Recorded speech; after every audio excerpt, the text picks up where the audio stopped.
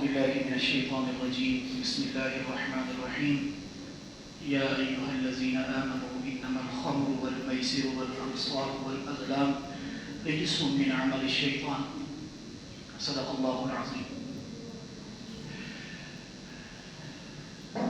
اللہ تبارک و تعالی نے مؤمنین کو خطاب کرتے ہوئے یہ بیان فرمایا کہ اے ایمان والو، انما الخمر بے شک شراب، والمیسر جوا، والانصاب والازلام، انصاب اس پتھر کو کہتے ہیں جہاں مشرکین مکہ غیر اللہ کے جانور جا کر ذبح کیا کرتے تھے نظر و نیاز کے لیے، انصاب۔ والازلام جو ہے فال کو کہا جاتا ہے، مشرکین مکہ تیر دور پھینکتے تھے، اس سے پہلے طے کر لیتے تھے کہ تیر دائیں سائڈ پہ گرا تو یہ فیصلہ ہوگا، بائیں سائڈ پہ گرا تو یہ فیصلہ کریں گے۔ ایک جوئے کی صورت ہے، آج بھی یہ رائج ہے جہاں جوا کھیلا جاتا ہے۔ یہ اس فال کو بھی اللہ نے منع فرما دیا۔ یہ چار چیزیں ہیں، ذرا توجہ۔ پہلی چیز ہے شراب۔ شراب جو ہے تمام گناہوں کی جڑ ہے۔ نبی علیہ السلام کا ارشاد گرامی ہے کہ شراب تمام گناہوں کی جڑ ہے، تمام گناہوں کی ماں ہے۔ ایک حدیث کے اندر کہ گناہ اسی سے جو ہے وہ انسان زیادہ کرتا چلا جاتا ہے، 1 سے 2، 2 سے 4، 4 سے 8 جو ہے یہ گناہ زیادہ ہوتے چلے جاتے ہیں۔ تو آپ صلی اللہ علیہ وسلم کی حدیث میں بھی اور قرآن مجید میں بھی شراب کی حرمت کو جو ہے واضح طور پر بیان فرمایا۔ نبی علیہ السلام کے دور میں شرابی کو سزا دینے کے کئی طریقے تھے۔ اسے ہاتھوں سے مارا جاتا، ٹانگیں ماری جاتی۔ اللہ کے رسول صلی اللہ علیہ وسلم کے دور میں جوتوں سے بھی جو ہے 1-2 جگہ واقعات جو ہے حدیث کے اندر مذکور ہے، مارا گیا۔ ابوبکر صدیق رضی اللہ تعالی عنہ وعنہم اجمعین کا دور آیا تو آپ نے 40 کوڑے جو ہیں اس کے متعین فرما دیے کہ اگر شراب پیے گا تو 40 کوڑے اس کو مارے جائیں گے۔ حضرت عمر فاروق رضی اللہ تعالی عنہ نے بھی تمام صحابہ کے اجماع سے اس کو رائج رکھا۔ ٹھیک ہے، تو یہ شراب جو ہے۔ اس کے بعد کیا ہے؟ والمیسر جوا۔ اس کے بعد انصاب، وہ خاص جگہ جہاں مشرکین مکہ غیر اللہ کی نظر و نیاز کی نیت سے جانوروں کو ذبح کیا کرتے تھے، یہ بھی اللہ تبارک و تعالی نے حرام قرار دیا کہ اس پتھر میں کوئی برکت نہیں ہے، یہ ایسا عمل کرنے میں کوئی برکت نہیں ہے، حلال نہیں ہوتا۔ حرام پیسوں سے حلال گوشت تلاش کرنے کی کوشش کرتے ہیں، پیسے حرام ہیں اور اس سے حلال گوشت جو ہے تلاش کرنے کی کوشش کرتے ہیں۔ یہی نظریہ قرآن میں بھی جو ہے وہ بیان کیا۔ والازلام، تمام جوئے، جتنے جوئے ہیں وہ اللہ تبارک و تعالی نے حرام قرار دے دیا۔ کیوں؟ رجس من عمل الشیطان، کیونکہ یہ شیطان کے پھنسانے کے طریقے ہیں۔ اسے کیا کہتے ہیں؟ تلبیس ابلیس۔ ابلیس ان بھندوں کی وجہ سے جو ہے مسلمان کو، مؤمن کو پھنساتا ہے، خوبصورتی دکھا کے جو ہے ان کو اس کے اندر جکڑتا ہے۔ رجس من عمل الشیطان۔ اللہ کیا کہتے ہیں؟ اے میرے بندے فاجتنبوہ، ذرا تو اس سے بچ جانا، لعلکم تفلحون، شاید کہ تو کامیاب ہو جائے۔ لعلہ کے 2 معنی کیے ہیں مفسرین نے۔ ایک لعلہ کا معنی ہے شاید، مطلب اللہ حکم دے رہے ہیں 1 لاکھ بندوں کو، اس میں سے ہو سکتا ہے 5-10 ہزار ماننے والے ہیں، ایک معنی یہ ہے۔ ایک لعلہ کا معنی ہے کاش، یعنی اللہ چاہتے ہیں کہ تو ٹھیک ہو جائے، اللہ کی یہ چاہت ہے، اللہ کی یہ خواہش ہے کہ تو ان تمام چیزوں سے جو ہے وہ بچ جائے۔ آگے کیا فرمایا؟ انما یرید الشیطان ان یوقع، یہ 4 چیزیں ذہن میں ہیں۔ شیطان یہ ارادہ کرتا ہے کہ تمہیں ان چیزوں سے آپس میں پھنسائے۔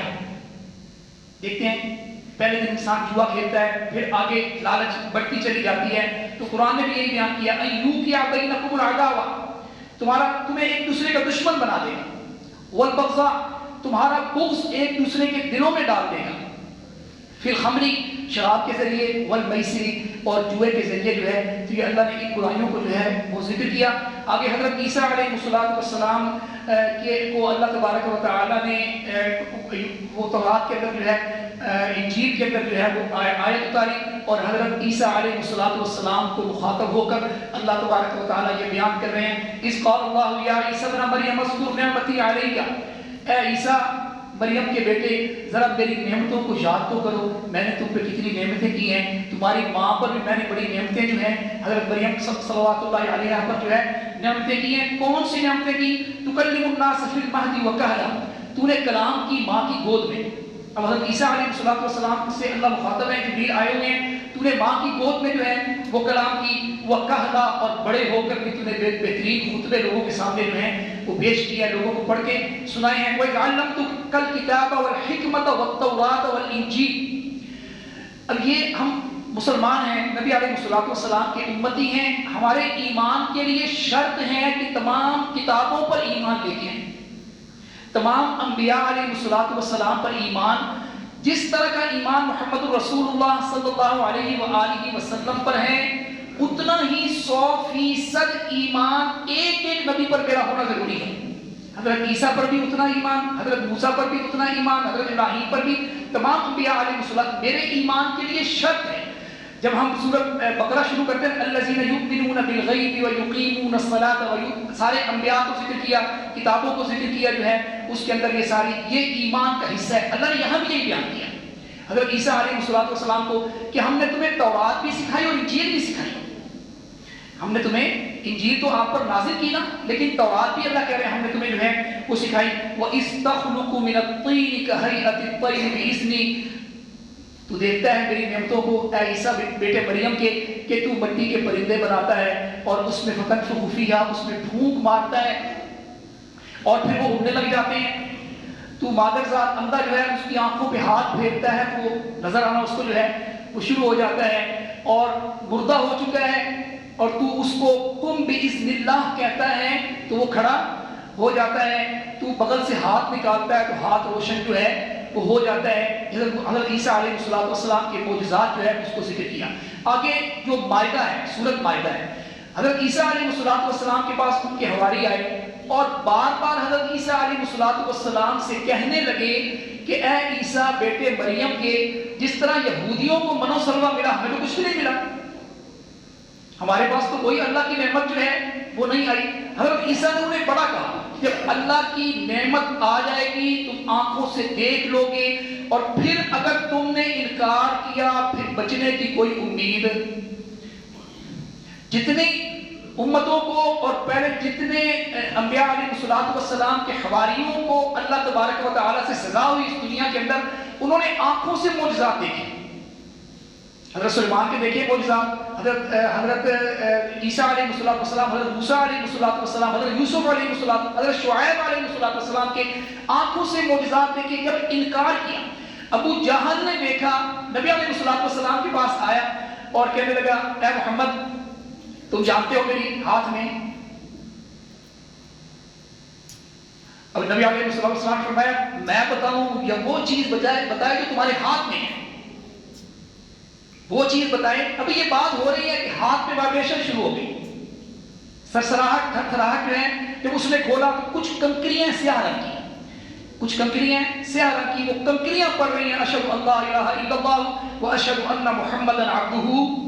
اب اس نے اپنی آنکھوں سے اس معجزے کو دیکھ لیا، زیادہ دیر زندہ نہ رہ سکتا۔ ٹھیک ہے، تو جب حضرت عیسیٰ نے کہا کہ میں مائدہ کے لیے اللہ تبارک و تعالیٰ سے گزارش کرتا ہوں کہ کوئی دسترخوان اترے، لیکن پھر تم نے 100% اللہ کے حکموں کی پابندی کرنی ہے۔ انہوں نے کہا ٹھیک ہے جی ہم پابندی کریں گے۔ پھر مائدہ اترا، ایک دسترخوان، بڑا دسترخوان ہے، اس دسترخوان کے اوپر بھی بادل ہیں اور نیچے بھی بادل، ان کے درمیان میں دسترخوان ایسے کھلا ہوا ہے، ایسے آسمانوں سے جو ہے اتر کر زمین پر جو ہے وہ آیا۔ حضرت عیسیٰ علیہ السلام نے کہا کہ تم میں سے سب سے نیک ہے وہ اس دسترخوان کے برتن جو اوپر ڈھکے ان کو اٹھائے۔ اب وہ کہنے لگے اے عیسیٰ تمہارے سے بڑا نیک تو اس دنیا میں اللہ کے نبی ہو، یا نبی اللہ کے نبی ہیں آپ۔ حضرت عیسیٰ علیہ السلام نے فرمایا کہ میں نہیں۔ اب کوئی اس دسترخوان کے جو ڈھکن ہے ان کو اٹھانے کے لیے تیار نہیں، حتیٰ کہ کوئی کھانے کے لیے تیار نہیں ہے، ڈر گئے جو ہے اللہ کی پکڑ سے جو ہے، حتیٰ کہ حضرت عیسیٰ علیہ السلام نے 1300 کچھ بندے ایسے جو نابینا ہیں، جو لنگڑے ہیں، کسی کی ٹانگ نہیں ہے، کوئی برس والا ہے، کوئی کوڑی والا ہے، کوڑ اس وقت بہت بیماری تھی، وہ ہے، ان کو بلایا اور حضرت عیسیٰ علیہ السلام نے ان سے کہا کہ کھاؤ بھئی، اللہ کا فضل اتر چکا ہے۔ ان لوگوں نے اس دسترخوان میں کیا، ایک بڑی مچھلی ہے، زیتون کے تیل میں اوپر سے تل کے آئی ہے، اور اس کے اندر صرف 5 روٹیاں ہیں اس مچھلی کے ساتھ، ایک روٹی پر پنیر ہے، ایک پر گھی ہے، ایک پر زیتون ہے، اس طرح جو ہے 5 روٹیاں ہیں، اور 5 روٹیاں ان 1300 کچھ بندوں نے کھانی شروع کی۔ جب وہ سیر ہو کر انہوں نے کھا لیا، نہ روٹی میں کوئی کمی آئی اور نہ مچھلی میں کوئی کمی آئی۔ یہ حضرت عیسیٰ علیہ السلام کا جو ہے وہ معجزہ ہے۔ آگے سورہ انعام کی ابتدا الحمدللہ الذی خلق السماوات والارض، تمام تعریفیں اللہ ہی کے لیے ہیں جس نے زمین و آسمان کو۔ اگلی جو آیت ہے نا، بڑی خوبصورت آیت، حضرت آدم علیہ السلام کی پیدائش، فرمایا کہ ہم نے پوری دنیا سے ایک ایک ذرے کو اٹھایا۔ اب اولاد آدم ہے نا، کوئی سفید ہے، کوئی سیاہ ہے، کوئی سانولا ہے، کسی کا بڑا قد ہے، کسی کا چھوٹا قد ہے، کسی کی بڑی آنکھیں ہیں، کسی کی چھوٹی آنکھیں ہیں۔ پوری زمین سے اس مٹی کو جو ہے اللہ تبارک و تعالی نے اٹھایا اور اٹھا والذی خلقکم من طین ثم قضا۔ طین کہتے ہیں کھنکتی ہوئی مٹی۔ طین کسے کہتے ہیں؟ حضرت آدم علیہ السلام کا وہ جسم اطہر جو ہے اللہ تبارک و تعالی نے بنایا، جب وہ سوکھ گیا، جب وہ مٹی سوکھ گئی، پھر اللہ تبارک و تعالی نے فنفخت فیہ من روحی، میں نے اس کے اندر اپنی روح پھونکی۔ قرآن اب حضرت آدم علیہ السلام کی اولاد ہونے کے ناطے ہمارے اندر بھی کچھ عنصر اللہ تبارک و تعالی، فنفخت فی، ہم بھی ان کی اولاد سے ہیں، فنفخت فی عام نہیں، بڑا خاص، عذرو انسان ہونے کی بڑی قدر و منزلت ہے۔ عذرو انسان ہونے کے ہم کیا سمجھتے ہیں؟ گھر سے نکلتے ہیں تراویح پڑھنے کے لیے، میں آج حدیث پڑھ رہا تھا، تراویح نماز پڑھنے کے لیے، قرآن پڑھنے کے لیے، اللہ کی رحمت کے فرشتے آسمانوں سے دوڑتے ہیں۔ کوئی بندہ نکلتا ہے، اپنے گھر سے نکلتا ہے، اور فرشتے ایک دوسرے کو ڈاج کرتے ہیں، میں جلدی نیچے پہنچوں، ایک دوسرے کو ڈاج کرتے ہیں، کس لیے؟ کہ اس اللہ کے بندے کے پاؤں کے نیچے میرے پر پہلے ہیں۔ یہ نماز ہے، یہ نماز تراویح ہے، قرآن کی تلاوت ہے، یہ والدین کی خدمت ہے۔ کوئی بھی عمل آپ نیک کرنے کے لیے جب پہنچتے ہیں تو یہ حدیث کے الفاظ ہیں کہ رحمت کے فرشتے ڈوج لگاتے ہیں، زیادہ جلدی پہنچنے کی کوشش کرتے ہیں کہ میں یہ فضیلت لے جاؤں کہ میرا پر اس اللہ کے بندے کے پاؤں کے نیچے جو ہے وہ پہلے آ جائے، اور یہ فضیلت جو ہے مجھے مل جائے۔ والذی خلقکم من طین ثم قضى اجل، تمہیں بنایا مٹی سے، پھر تم نے اس دنیا میں رہنا، ثم پھر ایک دن موت آ جائے، وہ اجل مسمى، اور تمہاری موت مقرر ہے، آگے پیچھے نہیں۔ دیکھتے ہیں کہ آپ نوجوان بھی جا رہے ہیں، بچے بھی جا رہے ہیں، بوڑھے بھی جا رہے ہیں۔ کبھی آپ نے قبرستان میں دیکھا ہے کوئی تختی لگی ہوئی ہو کہ یہاں پر 20 سال کا جوان جو ہے آ کر دفن ہونے دیا جائے گا؟ کبھی دیکھا ہے؟ وہاں جا کر ملے جو گورکن ہیں وہ آپ کو بتائیں کہ جوان بھی آ رہے ہیں، بچے بھی آ رہے ہیں، بچیاں بھی آ رہی ہیں، بڑے بھی آ رہے ہیں، چھوٹے بھی آ رہے ہیں، سارے جو ہے قبرستان میں دفن ہو رہے ہیں۔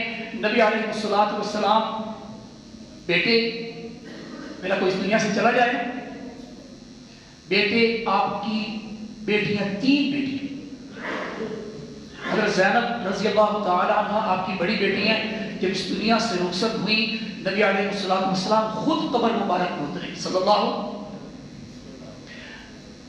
جب آپ کی بیٹی کا جسم اثر آپ کے بازوؤں پہ آیا تو آپ کی آنکھوں سے آنسو۔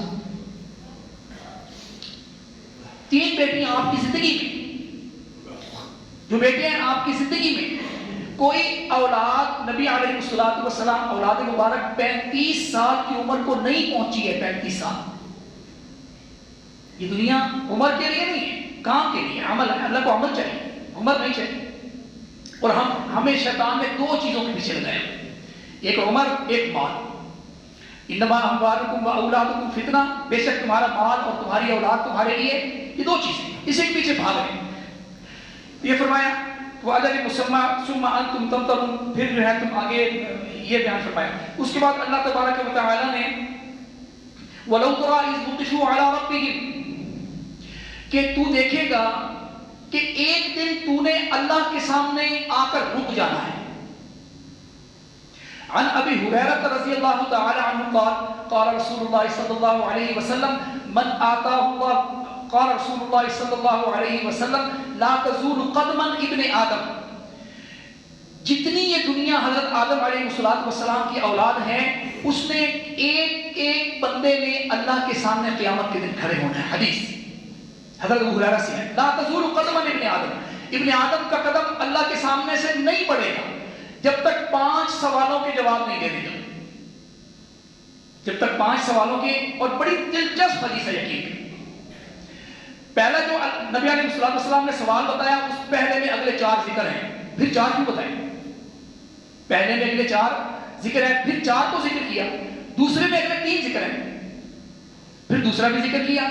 ٹھیک ہے. پہلا کون سا ہے؟ عن عمرہ فیما افناہ. اس کی عمر کے بارے میں کہ عمر کیسے برباد کی ہے. بے مقصد نہیں، میں نے پہلے بھی کہا ہے، بڑا با مقصد. اپنا خلیفہ فرشتے کو نہیں بنایا، جبریل کو اپنا خلیفہ اللہ نے نہیں بنایا، مجھے اور آپ کو بنایا. کیوں بنایا؟ کوئی تو خاص بات ہے میرے اندر جو ہے وہ. عن عمرہ فیما افناہ. اس کی عمر کے بارے میں کہ عمر کیسے برباد کی گئی. اب اس عمر میں اگلے ساری زندگی آ گئی. 60 سال ہے، 70 سال ہے، 1000 سال ہے، تو جتنی بھی ہے اس کے اندر آ گئی. آگے فرمایا وعن شبابہ فیما ابلاہ. اور اس کی جوانی کے بارے میں، جوانی کو خاص طور پر اللہ کے رسول نے ذکر کیا. حالانکہ عمر کے اندر جوانی موجود ہے. اگر عمر 70 سال کی ہے تو اس پہ جوانی موجود ہے نا. لیکن اللہ کے رسول صلی اللہ علیہ وسلم نے اپنی بات کی تاکید اور تائید اور مضبوط کرنے کے لیے اور نوجوانوں کو جھنجھوڑنے کے لیے کہ تجھے جوانی کی طاقت دی، وہ جوانی کی طاقت تو نے کہاں صرف کی گئی؟ وہ جوانی کی طاقت تو نے کہاں صرف کی؟ بڑا بہترین جملہ ہے کہ جو نوجوان کی عبادت ہے وہ شیوہ انبیاء ہے. نوجوان کی عبادت، جوانی کی عبادت شیوہ انبیاء ہے. کہ جو جوانی میں عبادت کرتا ہے گویا اس نے کوشش کی ہے انبیاء علیہ السلام کے طریقے کی طرح جو ہے جوانی گزارنے کی. وعن شبابہ فیما ابلاہ وعن مالہ من این اکتسبہ. مال کہاں سے آ رہا ہے کوئی پتہ نہیں، بس مال آنا چاہیے. مال خرچ کیسے کر رہا ہوں کوئی پتہ نہیں ہے، کس طریقے سے خرچ ہو رہا ہے. یہ 2 سوال ہیں. ایک مال کمایا کہاں سے، دوسرا مال خرچ کہاں کیا. یہ 4 سوال نبی علیہ السلام میں توجہ چاہیے. یہ 4 سوال اللہ کے رسول صلی اللہ علیہ وسلم نے جب بیان کر لیے تو آپ نے فرمایا صحابہ سے آپ کو ان 4 سوالوں کا پتہ چل چکا؟ تمام صحابہ نے کہا اے اللہ کے رسول بالکل پتہ چل گیا، ہم نے یاد کر لیے، ہمیں پتہ چل چکا ہے، ہم ایمان لے آئے ان 4 سوالوں پر. پھر اللہ کے رسول صلی اللہ علیہ وسلم نے فرمایا 5واں سوال یہ ہے کہ ان 4 سوالوں پر اس دنیا میں تم عمل کتنا کرو گے. 4 سوالوں کو پتہ چل گیا. اب میں دیکھتا ہوں میری امت کے افراد جو ہیں وہ ان 4 سوالوں پر عمل کتنا جو ہے. وعن شبابہ فیما ابلاہ وعن مالہ من این اکتسبہ وفیما انفقتہ وماذا عمل فیما علم. میں نے بھی تمہیں بیان کیا ہے 4 سوال.